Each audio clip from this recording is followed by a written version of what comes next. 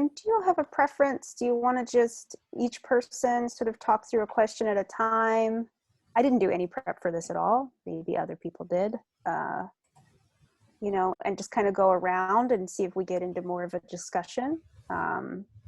Just start with people taking a question at a time and do it that way. Does that feel too structured, or is that okay? Yes to structured, one person at a time. Thomas? Yes. Okay. Yeah, maybe do a round for each question and then finish with more general discussions. Okay. Kind of what I had envisioned. Okay, cool. Do I need to take notes if we're recording? I'll take a few notes. Just whatever occurs to me. Okay. Okay, so the Great Turning, or a new economy that people talk about, is it real? A dream, a hope, or bound to happen? How do you feel about it, and how does your work relate to it? I'm inclined to just go in the order that we were in, Alex, unless you really don't want to go first. I can hop in first. Yeah, I also didn't do a ton of digging into this ahead of time. Though I did read them this morning when I woke up and got that 4-hour reminder. I think it's real. I don't at all think it's bound to happen. And I think we're seeing like really competing forces of like both people. I mean, we're kind of hitting crisis mode, right? So it's like gonna go extreme one way or the other. I guess I'll say, even though there's still a lot of debate, obviously, things that even in the 2016 election seemed like they were so far from having popular support, and like candidates would be extreme to talk about them, like Medicare for all, like extreme, right? Are now like mainstream, and there are plenty of polls showing that like most Americans actually do favor all of these policies that even 4 years ago I felt like we like couldn't talk about on the national stage at the level that it's being talked about and supported today. So I am really happy to see that, and yeah, that's just my initial thought. Like, it's definitely real. There's a lot of work to make it happen. There's a lot of people also working against making it real. And the inertia right now, I can see it playing out in a couple of ways. It's not, I don't think it's bound to happen at all. And I think thinking that probably makes us lazier about it.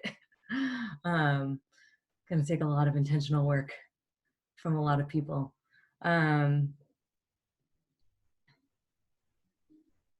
Yeah, and then, I mean, I think that when we're thinking of a new economy, co-ops are a really key part of that. And so I guess, like,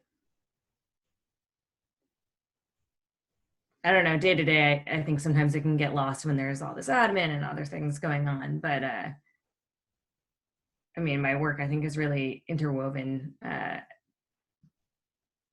into the Great Turning. And certainly I get to work with a lot of people who are doing a lot of this work very intentionally, which is also inspiring and makes me happy.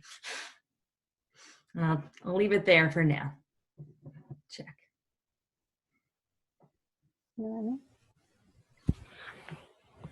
Yeah. This is, I mean, it's a great question. I ditto everything Alex said. And one of the ways that I think about it is, you know, it was very eye-opening for me to learn about a sort of framework about, you know, human development, emotional, cognitive, whatever. And, you know, the idea that most people can be functional adults at a stage of development that is, you know, basically accepting of the dominant cultural values that they're surrounded by. you know, for the millions of years that humans have existed, that's been like the threshold for being a functional member of society. And modernity and postmodernity are kind of requiring of people a level of development that is beyond what most people normally achieve. You know, the ability to see a system of values as being both arbitrary and necessary. Like those are two steps, right? First, seeing, oh, we could pick any values we wanted and live by them. I mean, that first leads to nihilism, right? Where you're like, everything's fucked up and who cares and nothing means anything. But you have to get through that, right? You have to get to the next step, which is like, oh, but we need a system of values. Like, we just can't function without a system of values, and we should pick a really good one. And so that's like another step. So a lot of like, and people think they're so smart when they get to the nihilism, like, ha ha ha, I figured it out. There's actually nothing there. But there's this like other step, and you have to get even smarter than that and be like, oh, but like we actually do need values. And so that's what I worry about when I worry about this stuff is, you know, there aren't that many places that are pushing people along that that axis of development, and so, you know, falling back on like on older, more clear-cut systems of values that feel safe is expected. You know, it's like predictable, but it's not going to be helpful in this situation where we need deeper thinking. And, you know, and along what lines? I mean, you know, when we think about, you were saying the Green New Deal and stuff like that, it's like, oh, like, should we tinker around the edges and like, you know, change the ways in which we do our typical recycling and nuclear energy? Or, you know, do we need to like examine the whole history of oppression through the eons and, you know, have a psychological reckoning with the accumulated guilt and trauma, and really feel all those things? Like, you know, I maybe I've brought this up before, but like at one point in Harry Potter, they're discussing the Horcruxes, and there's like, well, is there any way to like undo a Horcrux and like re-stitch your soul together? And Hermione's like, yeah, but I don't think Voldemort's going to do it, because it would mean feeling actual remorse, and it might destroy you. I mean, I feel like that's where we're at. Like we've sold and shattered our souls collectively in so many ways, and we can repair it, but the work of repairing it feels so monumental and so dangerous that we, you know, will we do it? And can we succeed at surviving if we don't do it? And, you know, like one more thing before I stop. I was reading this really great biography of Michel de Montaigne, the French essayist who lived in the 16th century, when like France was really falling apart, like complete civil war, plague, you know, religious fanaticism. Like people were literally sure the world was ending. They were like, this is the apocalypse, it's happening. And, you know, reading that just made me feel really apocalyptic. And Montaigne was among those people at the time who are like, dudes, chill, this too shall pass, we're gonna get through this, it's gonna be okay, we can like regain stability after this, you know. And it never happened in his lifetime, but it did happen later. But like, I at the same time like really sympathize with that feeling of like, if it was just politics, like we've been through crap, and then you can get through crap. But now we have the climate, right? And you know, I guess I should read Naomi Klein's book. Now this changes everything, because it changes everything. Like, we can't just be like, well, we're going to get through this too, and it's crappy, but we'll get through it. No, we're going to die. So that's kind of where I'm at. Check. Thomas.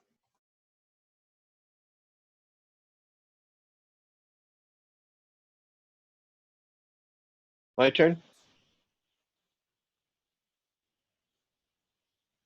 Let's see. So the Great Turning. I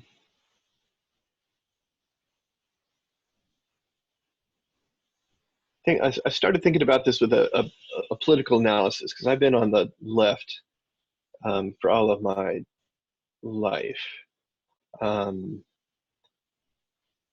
for a lot of that time, it was just the same old with respect to political power.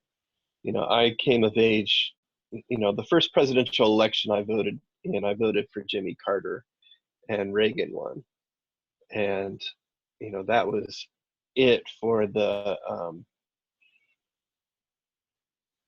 you know, the activism of the 60s and the hippie generation and all of those dreams. And, you know, the me generation really took over. And in terms of, you know, political activism and struggle, it was, you know, mainly just boomers fighting the last war. You know, so I went to marches, and I, you know, did all this, you know, type of you know, retail activism, I guess, you know, and, you know, for abortion and for women's rights and against the war. And, you know, it just seemed to be the same old crap. You know, there's this chant, you know, the people united can never be defeated. And I got so sick of that. It's like, yeah, when are we going to do that? You know, because we keep saying it, but we never actually get united, and we keep being defeated. And, you know, every time that chant came up, it's like no one else seemed to recognize the irony of that. It's changing around Occupy and Black Lives Matter, that the economic crash of 2007 and 2008 started changing, you know, the perception of the system, and I think a generational change as well, that political activism and organizing became more pragmatic and a bit more oriented around system building. And there was a broader recognition of capitalism as a problem rather than as the system in which we operate as a given. And so it seems like, you know, since then there have been incremental gains, that, you know, there's been an expansion of identity politics, and that's been both good and kind of negative, because it's led to a greater recognition of the ways in which, you know, every time there's a gain, it uncovers another layer of oppression that, you know, we need to recognize. That's good, but it's also, you know, sort of more segmentation. And it seems like, you know, with regard to capitalism and oligarchic rule, that it's just been a continuous loss. You know, in terms of a new economy, you know, there's a lot of vision and stuff, but in terms of actual fact, you know, it's like being in a python's coils. Every time, every struggle, every spasm just lets it tighten. You know, so that, you know, the 2008 crisis was a turning point, you know, with Obama and all that. You know, just turned out to be a restructuring and a consolidation of the power of wealth. You know, and even now, capital is just buying up everything it possibly can, and authoritarians, well-funded authoritarians, are surging everywhere. And so it seems really bleak in that respect, with, you know, with regard to economics, because, control of capital and control of land is, the ability to control behavior in society. So it is really hard. But, the way people are organizing had that sea change, and I think that's just beginning to bear fruit as well. That, intersectionality, depending upon who you talk to, has different meanings, but any way you slice it, I think it's a really hopeful sign that it's a recognition of a common cause that had been lost for a long time by single issue politics. And climate activism, sort of, yes, changes everything, but it seems cross-sectional because it affects everybody, but I don't know if it's necessarily intersectional, because a lot of the people involved with that, it crowds out all the other issues that are related to that. So I don't know, but it seems like the big problem is atomization, isolation of individuals, that, the effects of market segmentation has us segmented down to segments of one person.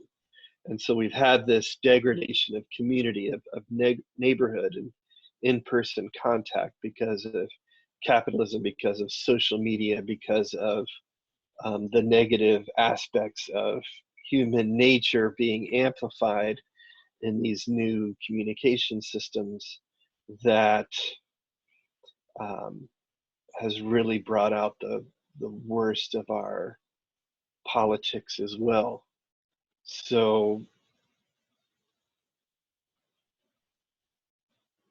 we're at an inflection point, but at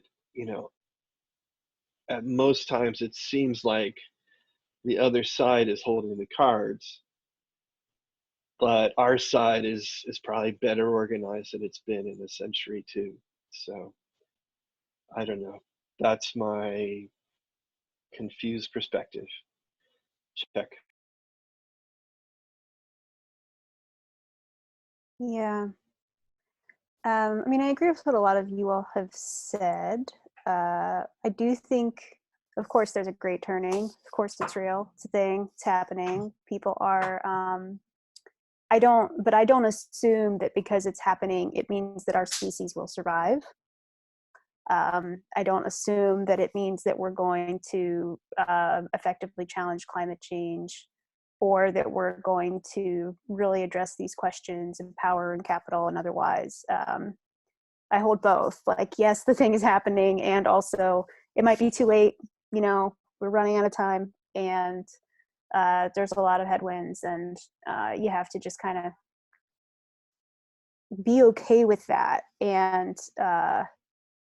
while I have a lot of grief about humans, coming to an end or whatever, I have far more grief about all the other beings that we have fucked along the way. And so if the whole does better because we aren't here, I'm cool with it. It's just like, that's just, so I should just say that. So it gives me some relief from some of the human-centered stuff that I think a lot of people feel about it.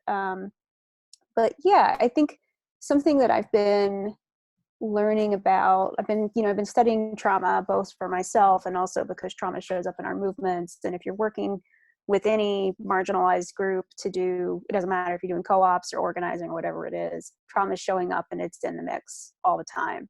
And it's usually not even spoken. And so I went to this online thing a week or so ago, 2 weeks ago, and there was a trans queer somatic experiencing practitioner named Sage, who runs something called Embodied Liberation. And she was talking about the ways that our nervous systems are, if you're in a marginalized identity, there is no safety. The neutral plane of health and safety doesn't exist. And so like this sort of health or safety crisis that a lot of people from dominant identity groups are experiencing is they're like, yeah, we've never been safe, actually. This hasn't been safe. But learning to be in relationship to that lack of safety is something that people in marginalized identities have been dealing with for a really long time. And it's actually like a retooling of the nervous system to be in relationship to threat without it causing you to buy a gun and shoot people, or like become super defensive, or become like what we see with a lot of sort of the white nationalists, where that is their response to threat, is to go into this immediate defense mechanism. And so when I think about the Great Turning, I don't just think about like all these wonderful social movements that are all over the world and, have a very clear sense of what's needed at the local level to take care of people and to make this a safe place for everybody and for, other beings, but that we actually like have this evolutionary work that we're doing right now too, and that is the gift of folks that are marginalized who are insisting on speaking up and doing the work that they're doing. Like they are bringing that learning, and it's whether or not the dominant groups are going to get it together to see that and value that instead of just feeling challenged by it. And as I said earlier, I don't hold my breath on that. So I think like because I've been not just in co-ops but in solidarity economy, and solidarity economy is so closely connected to power struggles in the global south and just ideas about justice, including environmental justice. I don't know. I feel like I've been working on this stuff for a while, but as I've shared with all of you, and more recently, is that I feel like decolonization is my own like new understanding of like what needs to be happening and the move to make. And, I don't know how much I've talked about this, but like my evolution as a white person from being, growing up in an all white place with a lot of just like really blatant racism that I accepted and participated in, to being a person who works in multiracial groups and, centers those voices, it's been like profound, and it was like no small thing to go from there to there. And it took decades, and it took a lot of work and a lot of people pushing me, and like learning and like having to reckon with things, not only in myself, but around me. And so I just think about how, if it's been that hard for me, for somebody who like really wanted freedom and really like saw a lot of the same things and had a lot of commonality and agreement, what is it like for folks that have like never read a history book? What is it like for folks that are really like just like completely deprived of these ideas? Because that's like part of the starvation that I experienced in Appalachia, was a lack of ideas and a lack of like culture and a lack of liberation, on that basic level. And I don't know, it's easy for me to say these things from my little island that's literally detached from the mainland here in Brooklyn, but I worry about the hinterlands, because it wasn't, I don't know if it's still like that, but I get the sense it might be. And that's why like these ideas about Medicare for all and things, Alex, you were saying, is like, it's exciting because like at least now, like that's getting out there in a more mainstream way. But okay, I'll stop there. All right. Next question. In my everyday life, I often have the same discussions in very different groups, and it all seems like one ongoing conversation. Is that the same for you? What do you see as new trends in the groups that you're in? And in a word, what is the movement, quote unquote, talking about?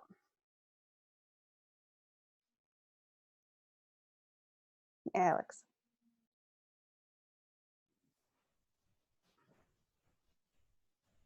I feel like I might want to pass for now and come back to me. I don't feel like I have my thoughts collected on this. And I think part of that is perhaps that there's definitely some of the same discussions, but I think maybe that initial sentence isn't like quite resonating with me. So I'd appreciate getting brought back to at the end or partway through or something. Okay. I think that pushes it to Noemi. Yeah. I mean, it seems like a lot of groups are talking, a lot of predominantly white groups are talking about trying to figure out racial equity. Like, So that's been a conversation where it would seem to be the same conversation in a lot of different groups. And there's different stages of that conversation. There's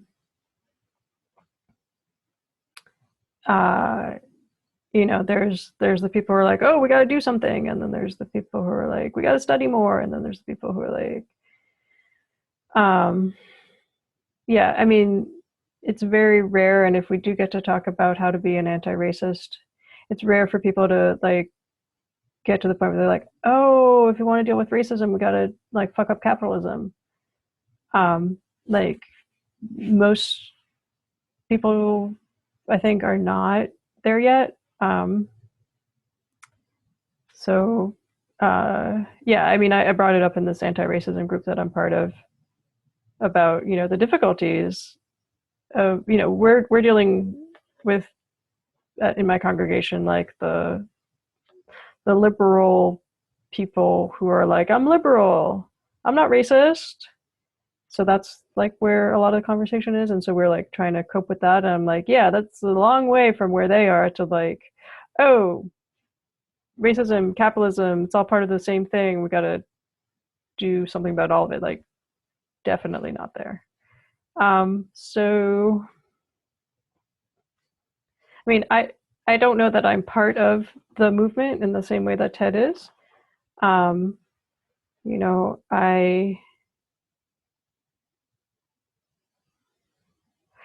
was on a thing yesterday, which was like trying to teach people about facilitation for the Food Systems Leadership Network. And yeah, reflecting on it now, I feel like they talked a little bit about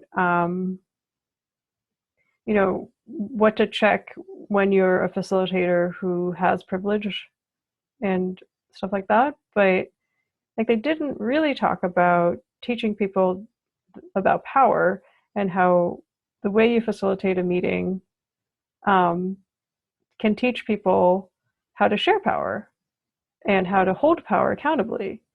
And now that I reflect on it, it seems to me like that was a missed opportunity.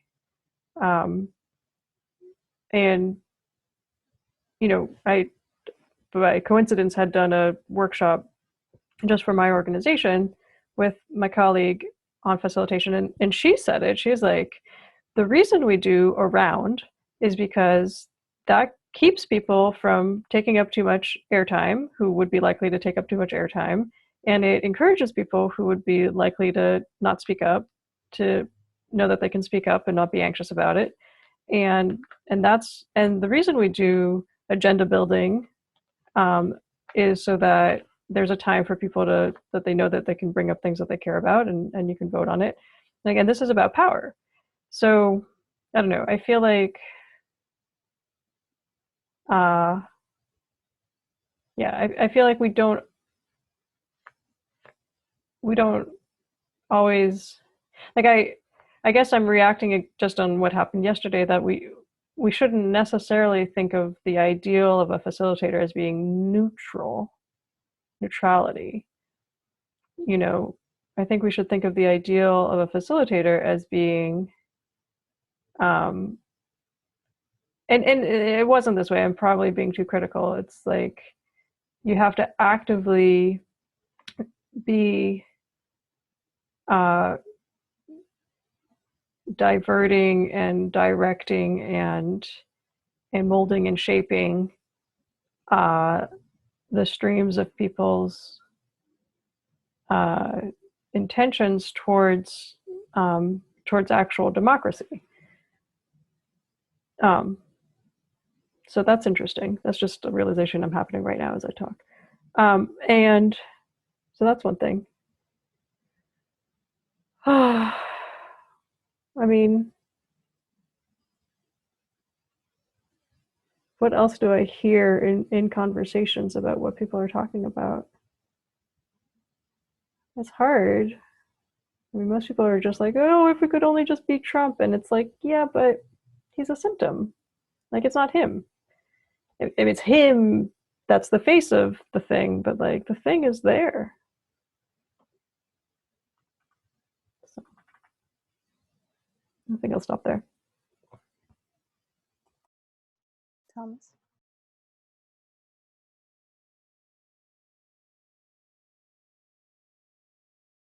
Taking a private note from what Melanie just said. Good lesson, thank you. Yeah, I think, you know, for me, the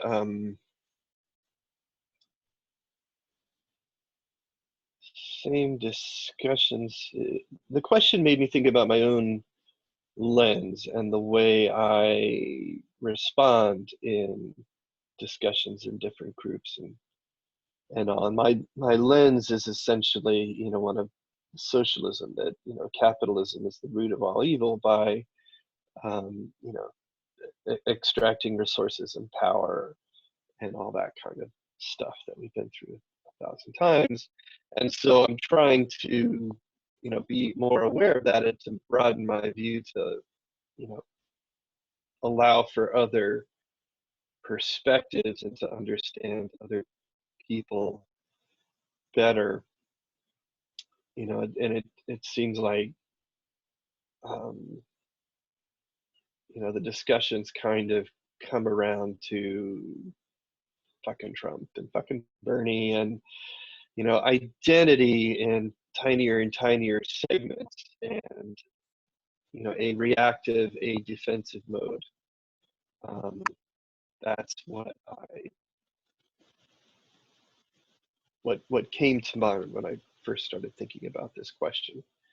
And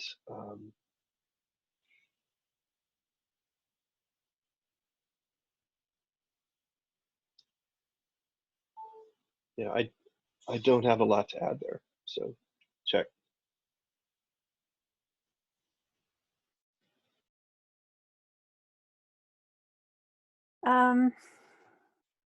Yeah, everybody's trying to figure out how to do their work in a more, well, how do I describe it? People are really concerned with representation of marginalized identities in their organizations, period. So whether that means staff or board or, you know, let alone who they're working with, like there's a reckoning going on, which I think is great. And I hear about that in kind of all of the circles that I'm in. Even in the climate group this morning, they're doing a whole review of their steering committee and like the equity lens for that. And, you know, I was like, well, I'm not supposed to be making comments on this, but I'm just going to mark up this document because I have really strong feelings about everybody you've left off of this. You know, and it's funny. It's just like, yeah, I think that's a thing. But something that is interesting is that it's very shallow. Like those conversations are often, for me, I'm usually in coalitions, and the conversations are really shallow. They're always like, how do we just get more representation from these communities? Which ignores the fact that, like, yes, that's the right impulse, but it completely ignores the fact that, like, for the most part, the people being asked to come and represent all of these communities, you know, are often in under-resourced organizations. They don't have the capacity to necessarily do that work. They might not even want to do that. It might not be the priority for them, all those things. And I just think about how there's an article about this. I'm blanking on the name, but it's about multiracial coalition building. And it's really specific that you partner with groups, with identity-based groups that are already like intact, like they've already organized themselves, you know, rather than try to like bring in groups that aren't organized into a coalition, because that's just not going to work, because they don't have power, because they don't have their own place of proper footing, you know, in their own community from which to speak from and organize from. And I think about that a lot, where I'm just kind of like, you know, everybody wants to have this like Benetton ad, and yet like we haven't done the work to move the resources and the power into these communities so that people can organize themselves, so that then they can be on equal footing with us, you know, as white folks trying to do whatever it is that we're trying to do. and that was partly like why with the indigenous work, I was like, oh, I'm going to just move money to this group. And then my hope is that this group is going to be able to be more politically active in the communities that I like desperately need them to be active in, because, and already, yeah, like case in point, like they just joined a lawsuit to prevent a new jail in Chinatown on the basis of it violating the Two-Row Wampum Treaty. And I was like, fuck yeah, and I had this moment where I was like, this is so great. Like, this is that example of like, yes, you can take steps when you have more capacity because you've been able to organize your own people to do these things in coalition. A bunch of other groups were also part of the lawsuit. So I think that works. And that's like one thought about that, as like how to like get people to think about it. And then the other thing I just see people talking about all the time is money.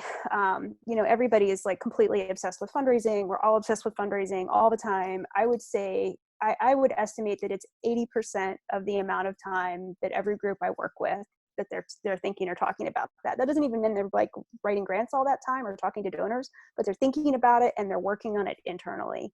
Just everything comes back to funding all the time. And I don't think we're going to get there with that. I think we've made a mistake with the nonprofit industrial complex. And yeah, I don't need to talk more about that. Alex, do you have things to add? I feel like you all have covered so much. I guess, yeah, I guess in like through the various circles in my life, people are, because there's like themes of conversations which you all brought up, whether that's,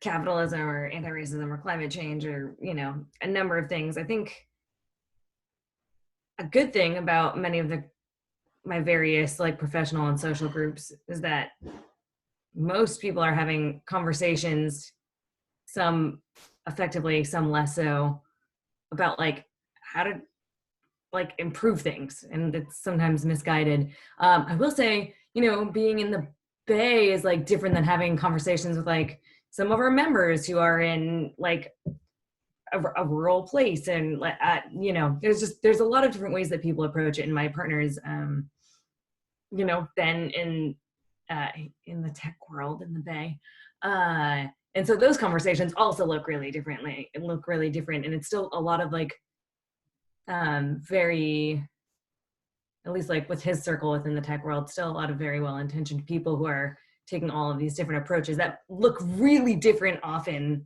from the conversations that I'm having in the world of like co-ops and like new economy kind of stuff. So I guess maybe that's kind of what's throwing me, is like I see all these different conversations happening, and often people are taking like pretty different approaches, just kind of on those different worlds. And of course, like there's like a lot of especially kind of housing co-op scene in the Bay has a very different approach than the tech bubble scene in the Bay, and it's and obviously there's a lot of other groups. So yeah, I guess I'll just leave it at that. And that I feel like there's a lot of well-intentioned people, and how that translates, I don't know. Sometimes people are like on the right track for a specific issue and not for others, and vice versa. And yeah, kind of just sitting with that, I suppose. Mm-hmm. So then there's two questions that are sort of the same question. What are the big inhibitors for a more beautiful and just world that we are already addressing? And then what are the ones that we aren't addressing yet? And I feel like just because of time, we might want to think about answering either or both of those. If that's okay with folks. So what big inhibitors for a more beautiful and just world are there that we are already addressing or we aren't? Alex, do you want to go again? Sure. I mean, this is a big conversation. And I think a lot of it,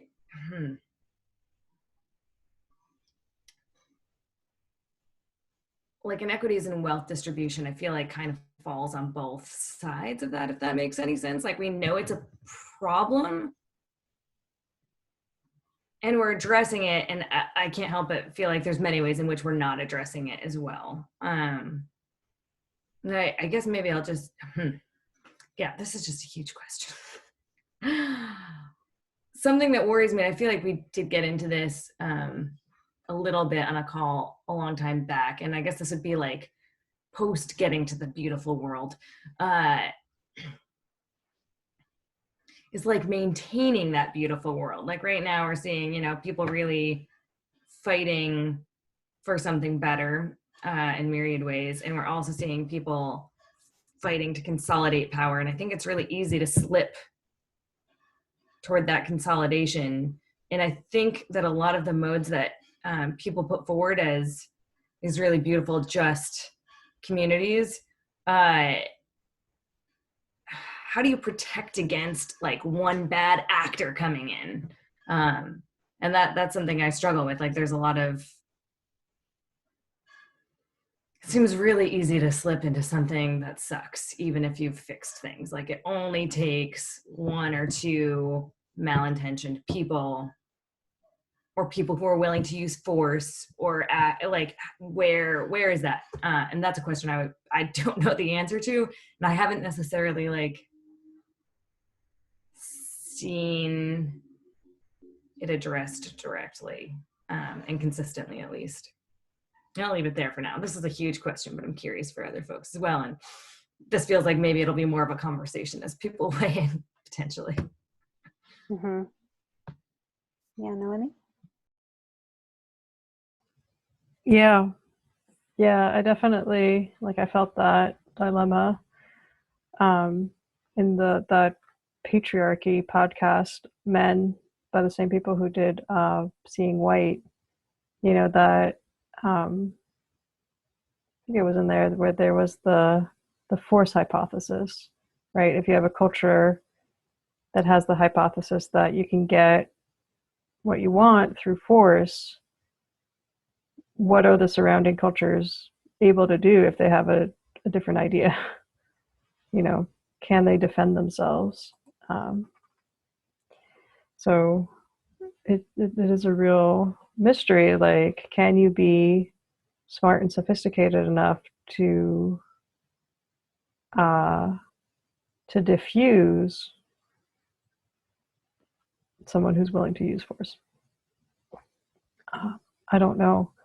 I mean, I think there was a story on the radio this morning that I kind of half heard that was about mindfulness education in kind of marginalized communities. And it was saying that, like, on the one hand, that's kind of cool, like learning how to breathe and, kind of taking stock and perspective, like those are useful skills and can be especially useful if you're like, whatever, in a stressed out kind of situation. But then there were other people who were like, are you fucking kidding me? Like, this is not going to solve poverty. It's not going to solve all the reasons that like people are stressed out. And I think both things are true, right? Like, it's like, it's weird that it feels like we do need to be working on like really macro stuff and really micro stuff. Like, we all could get better at breathing and self-regulation and, not making a bad situation worse. And that's not nearly enough, right? Like, that's, that, if anything, should, get us into a better frame of mind to get with other people and change the ownership and the power. So, I mean, that's kind of why I like being in this space of new economy and co-ops and stuff. It's because, I feel like co-ops certainly give you the opportunity of like changing something super structural, at least on a, micro scale of ownership. And then sort of opening up the opportunities for like, well, now that you own a business together, wouldn't you like to like be able to cooperate with each other better? And like, wouldn't you like to also like strengthen your own business by cooperating with other like businesses and, kind of stretching towards the micro and the more macro? But yeah, anyway, so are we addressing those things? Like, yeah, I see that, I take, for example, like, the Dowie, the School for Democratic Education and their whole curriculum for worker co-op developers, and thinking about, the various parts of co-op development as including, leadership development and organizational development, co-op development, education, that kind of thing, business development, ecosystem development. Like they've managed to chunk it out and say all of these are important, and they work together. So I think that's good.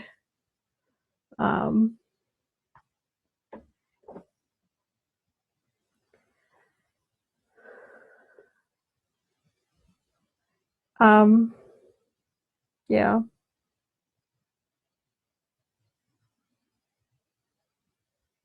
I mean,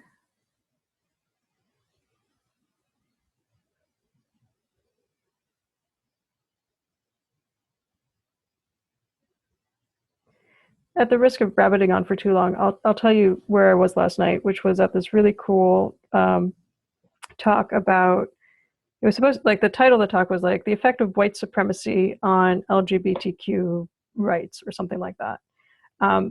And the talk was being given by a reverend pastor in a church, United Church of Christ.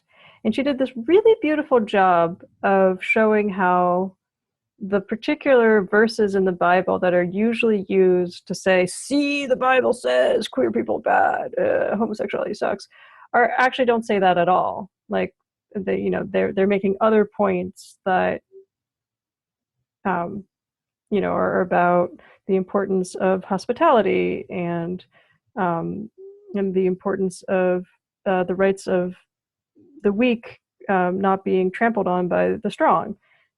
So that, and it was beautiful, but like she had started her talk by kind of saying, something that seemed right out of like, why does patriarchy persist, which was like the reason that there's even a connection between white supremacy and the quashing of the rights of people of various sexualities is that is patriarchy. Like, patriarchy is all about domination, one group subjugating another, and so she led with that, but then she went into this like, nice explanation of how the Bible doesn't at all, condone hate of homosexuals. But we didn't kind of circle back to this idea of like, oh, but we still have patriarchy. Like, and it's still like that idea that one group can dominate and subjugate another.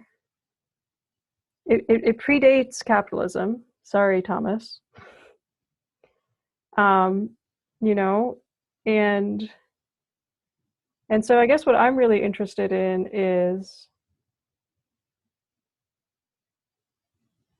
how do you work on that idea of, no, it's actually not okay for one person to dominate and subjugate anybody else.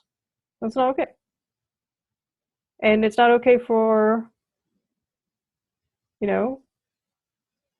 to accept subjugation. And, it sounds, I'm not sure how much we're talking about that.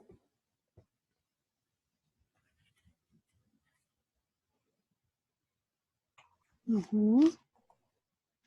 Thomas?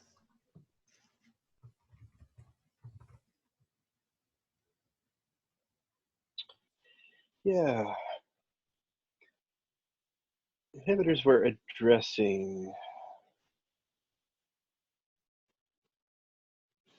I did sort of do this as homework, and I read the questions and jotted down some initial notes and then reviewed it again, but listening to y'all has prompted other thoughts too. So this has been a great process for me. I think, one of the things that we're addressing is that equity question of race and marginalized communities and sex and sexuality and identity, inclusion. That is certainly to the forefront throughout our movement in all of its aspects.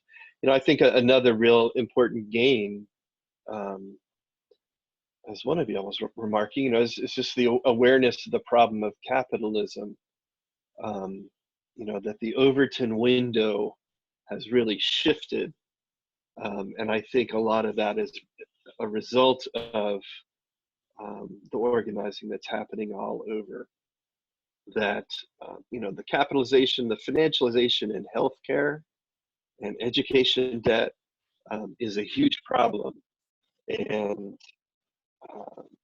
it kind of comes and goes in terms of the media complex's attention, but it's there. And so the idea of Medicare for all and debt forgiveness are valid topics of discussion, are within the Overton window now. So I think that's substantial progress.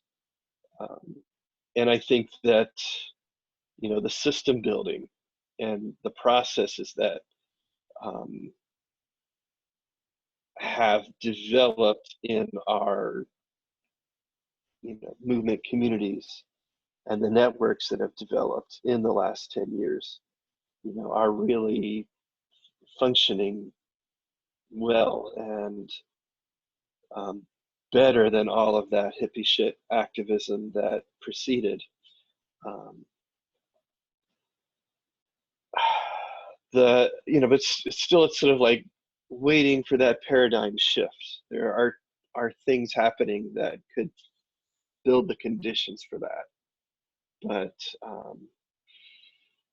are we going to be ready when that real crisis and paradigm shift actually happens? Or is that going to shift into this authoritarian dystopia, which is also looming? So, and the NEC, the whole reason, the organization that brought us together, deserves a lot of credit for this platform building there too.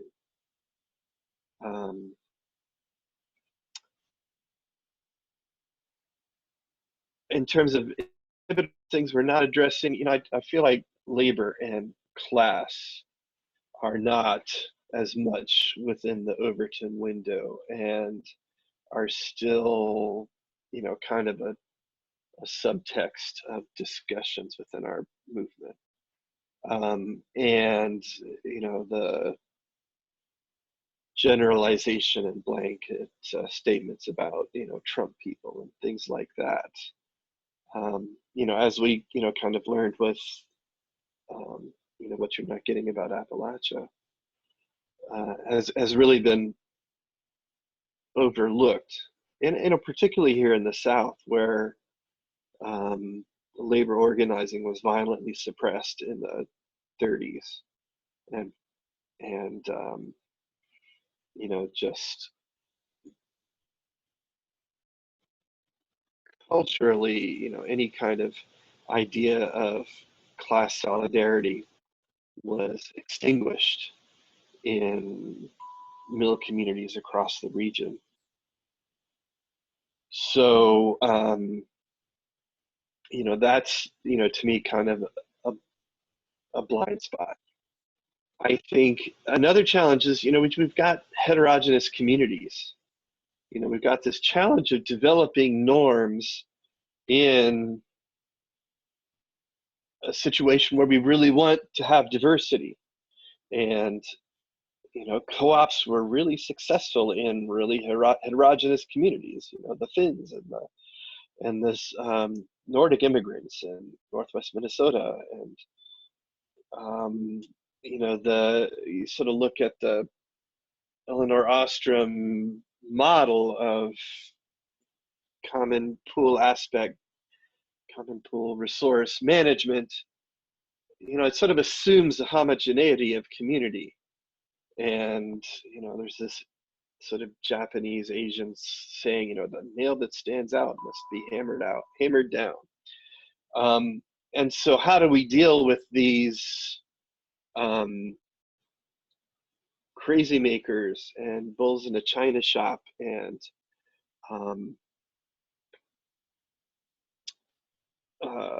disruptors, that come into our communities when we want to develop systems for inclusion and hearing everybody and all, and other folks come in and game those systems. That's, I think Alex pointed out a problem we have to figure out, because we are not heterogeneous communities. And so we need to develop processes and norms around respectful and loving hammering down of those disruptors. I don't know. So what else? Other blind spots?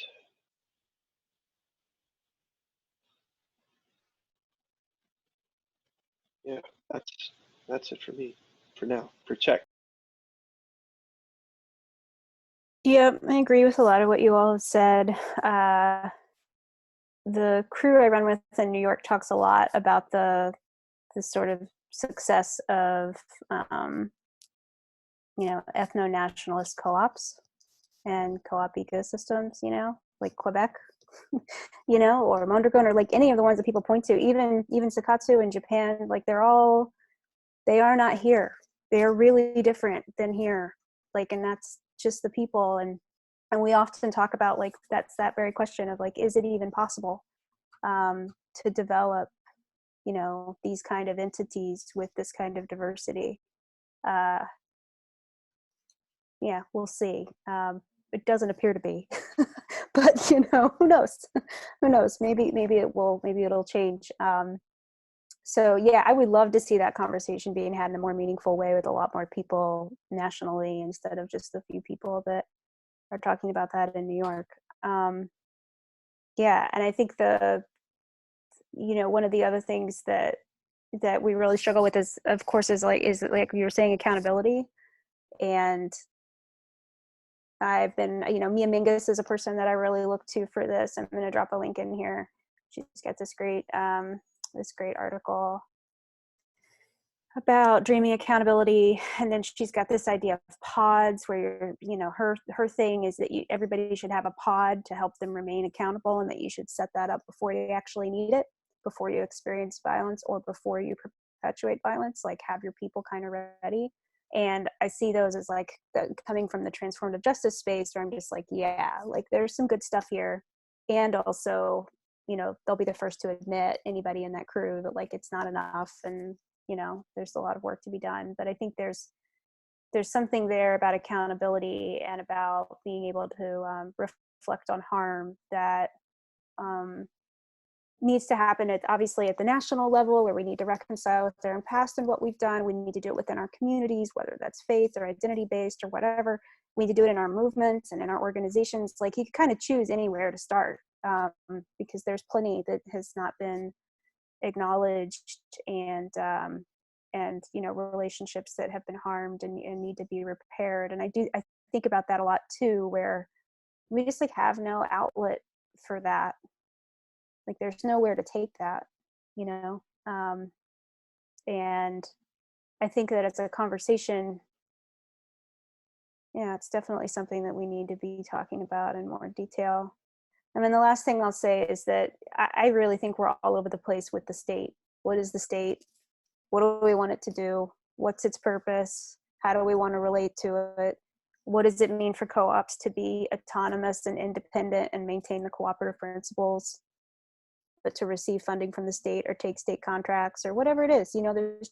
There's complexity to that. And I actually think it matters, because however invested you are in the state, it can begin to pit you in other ways against other people who might be experiencing harm from it. And so I'm worried about that. I'm worried about the fact that it's just kind of this looming thing that we aren't talking about in a meaningful way. The only person I know talking about it religiously is Jim Johnson.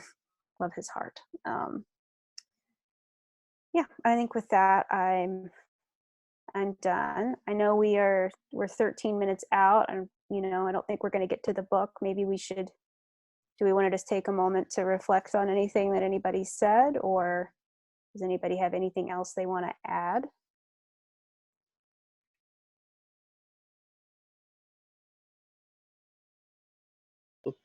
There's another question, just anything else you are sensing, and I had Oh yeah, great. There you go. Thank you, Thomas. which I thought was that would be the lead into general discussion.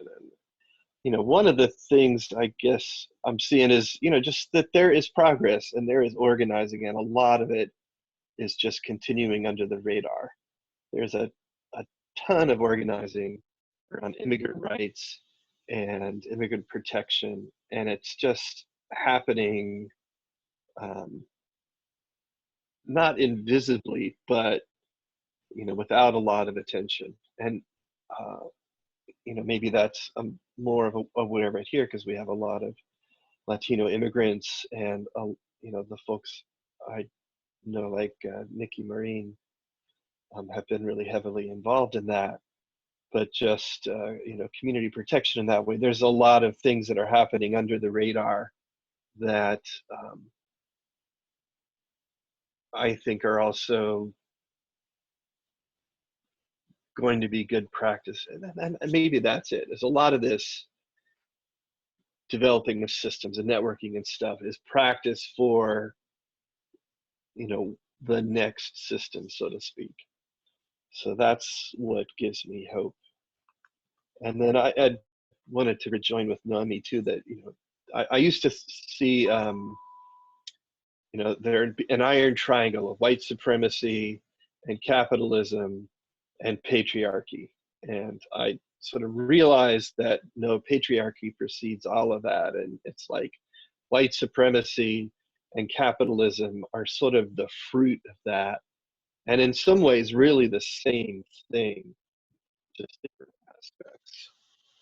But that's the piece that's still the biggest blind spot. So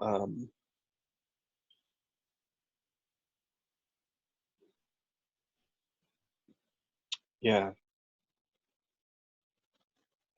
that's my thoughts on the matter. I had another thing to add. I forgot to mention this. But don't you think it's weird that we don't build supply chains? Like, don't you think it's weird that we just like start co-ops kind of randomly, as opposed to in any way, shape, or form trying to like link them to each other like Arizmendi has done so successfully? I find that really weird.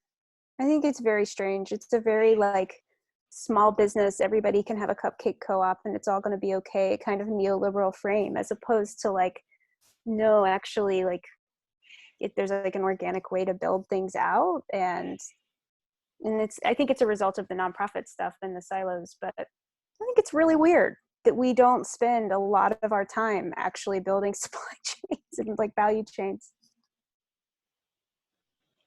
Elandria, what's her name? Yeah. Williams. Williams is super into the idea of supply chain. She's all about supply chain. She's like, don't talk to me if you're not talking about supply chains. She's the only one.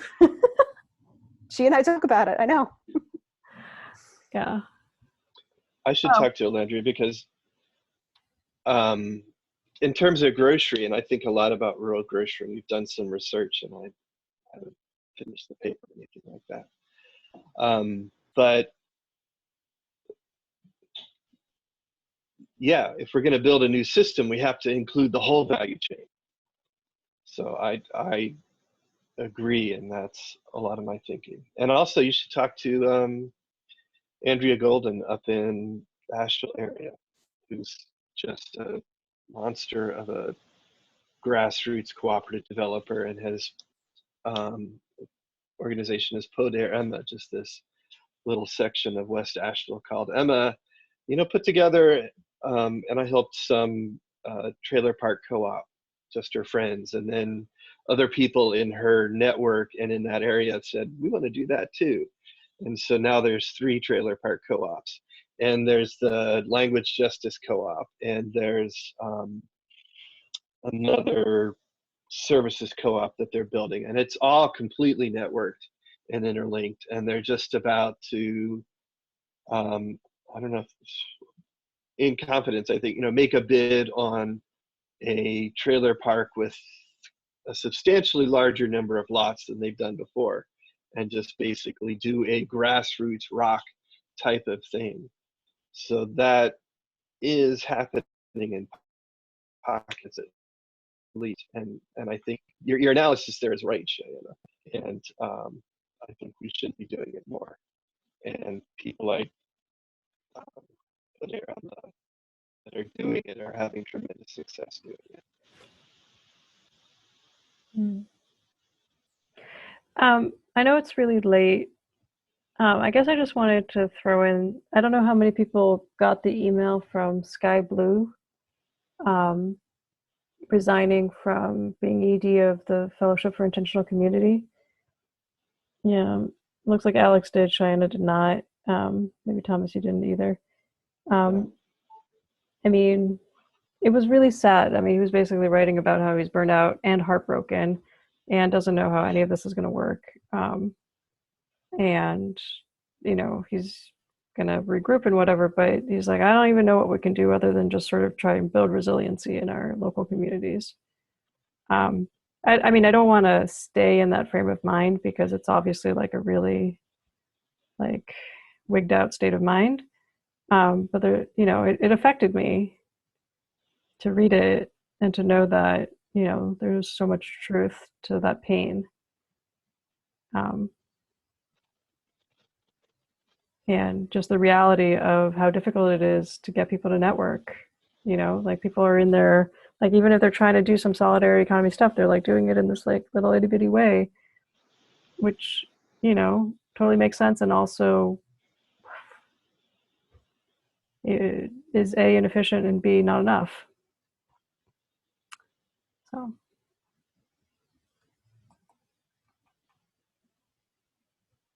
Didn't they have also some like truly ridiculous number they were trying to hit? Like they had some fundraising push that I want to say it was like $1 million or something. I saw it go over NEC and I was like, who set this goal?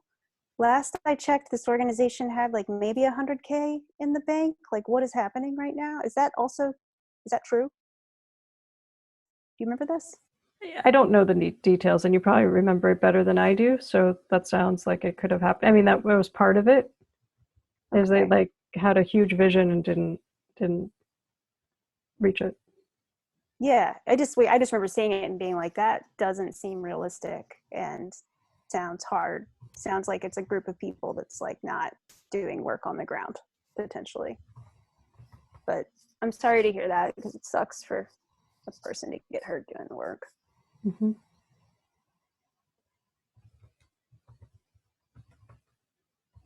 Yeah, one of the the CW board had a board retreat a couple weeks ago in Durham. And one of the things we were discussing, and it's kind of been brought up through like the nonprofit industrial complex and fundraising, is like, we want to grow CW in the capacity of CW. And are there ways of doing that don't necessarily, not writing it off because it still is like definitely on the radar, but don't necessarily include like doubling or tripling our budget or bringing on more staff? Like, are there ways of doing it that kind of drop the ego and like partner with other people and organizations that are already doing this work or are better positioned to do something, or like by combining resources? And maybe that's actually like really one of the blind spots in the movement, is like, because fundraising or because money is tight, because people are competing for the same pots, because there is a lot of ego, maybe especially when like you're doing nonprofit in some cases, it's like there's a lot of opportunities for partnership and connection that I think get overlooked and just not explored at all. And that sucks. So I think, yeah, just relating to some degree of, for if I see like, I don't know, I'll just leave that sits in my mind a lot, is like, oh, what are ways where we don't have to go after tons more money, where we can really amplify our impact, or amplify the impact of another organization that is doing the work we want to see done. Mm-hmm. Well, it's 3 minutes till. Shall we do a closing round? And maybe in that round, if people want to volunteer for note taking or facilitation next time, or for the task of setting the date. I think actually we usually set the date during, don't we? So maybe we should do that first. If we were going to do the same time next month, that would be the 19th or the 26th, I guess. 19th. 26th is a CW member meeting, so I wouldn't be available on that day. But the 19th should work, I think. I couldn't be available until 1, but I could do a 1 to 2:30. Could others do a 1 to 2:30 on Thursday the 19th? I'm in a meeting from, looks like 12 to 2, but I would be available between 2 and 4 on the 19th. Thomas? That time frame works for me. The whole of the afternoon is good for me. Okay. I'm pretty open at this point. All right, let's do it. Noemi, do you mind sending the Cal invite with your usual Zoom info and stuff? All right, so 2 p.m. To 3:30. 2 to 3:30 on March 19th. Yep. Okay. Alex, you want to start taking us out? What? You want to take us out with the closing round? Let Sure. me know when I should stop recording. Oh. Do you want me to stop recording? No. No, I'll stop recording when we're done. Okay. When we're That's done, good. yeah. Sorry, I got distracted for a little bit during this call. My dog decided to start chewing the wall again, which is great. You can watch my deposit slip through our fingers, but you know, it happens. Yeah, I just feel really deeply appreciative to have these conversations with you all, and I really always enjoy hearing your opinions and things that you're working on and thinking about. And I know we have a lot of overlapping circles and also like a fair number of different ones, I'm sure. So it's good to get that sense. It's a good way to open up my my Thursday. So yeah, just thank you so much for sharing and taking this time out of your day. I'm really looking forward to taking my dog on a walk after this. She has not been walked yet today, but it's only 10:30 here. And she's whining in the background. Sounds like she's ready. Noemi? Yeah. Thanks. This has been nourishing and challenging and eye-opening. It's always eye-opening to hear other people's perspectives. You know, just realize where you're missing a complete view. And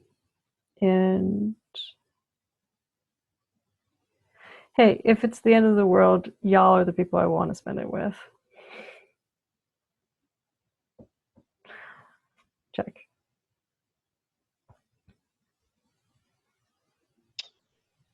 I guess I don't want to close. I just am enjoying this too much, and also I miss Ted. I wish Ted were here to have facilitated this and to hear Ted's views. And I think with that exercise, we didn't really debrief it. You know, we did it, and then I think didn't go through what have we learned from it. So maybe we could do that next time. And I'm hoping to hear Ted's perspective next time as well. I was also thinking, I've been just sort of, you know, my tastes in learning and podcasts and stuff vary, but lately I've been listening to things about like divination and weird stuff and all. So I was thinking it'd be fun to ask those questions of the I Ching. So I might do that and report back as well, to see what are our blind spots from the I Ching's point of view. And I will leave that there. And then, you know, the piece about community is you know, it's, y'all are an important part of my community. I see you on a regular basis. I don't get to hang with people in person very much. I don't have a lot of local community here. I have, you know, the people I work with on Cooperative Professionals Guild. We get together once a month in this same setting. Actually, it's more than once a month lately because we have a conference. So I'm really grateful to have this, and I, you know, have been trying to figure out how to build some local connection too, because I need that face-to-face piece.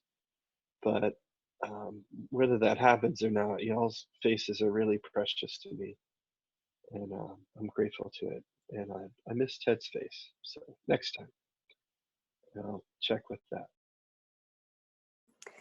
Ditto. I miss Ted a lot, and I miss his facilitation, and I would love it if we could press him to come next time and to hopefully have watched the video and to do a debrief, facilitate a debrief with us. I think that would be great. Also, I found this stressful. I don't know. I often find these conversations about what's not right to be leave me kind of away. So I'm gonna do some kind of activity to let that go. And I'm happy to take notes next time. You know, I'd love to just assign facilitation to Ted, but maybe one of us should step up. Maybe that's not fair. I'm happy to do it if Ted is not interested or able. Okay, cool. So I'll be plan B for facilitation. Okay. Thank you. Thank you all. Can I just leave off with some good news on an email I just opened? Mhm. In that we're Sure. doing our 20 for 20 fundraiser, and we have our two main sponsors that have given 5,000. We just got word on the National Farmers Union giving another 5,000 and being a third main sponsor. It means we only have 5,000. Wow. That's awesome. Okay. So that's exciting. My only good news is that I spent a good part of last night dipping candied orange peels into very dark chocolate, and I'm going to go eat some of that right now. Great. That's my good news. You do that. Mine is that That I sounds don't have any work to do, so I'm gonna go for a walk. I have a jar of pickles in the fridge. I'm going to get down on that soon. Good news for me. Mine is it might actually start snowing here sometime today, and that will be our first taste of winter all year. So I'll be happy to have some actual seasonal change. Cool. Okay. Bye, everybody. Guys, take care. Bye, all. Love you.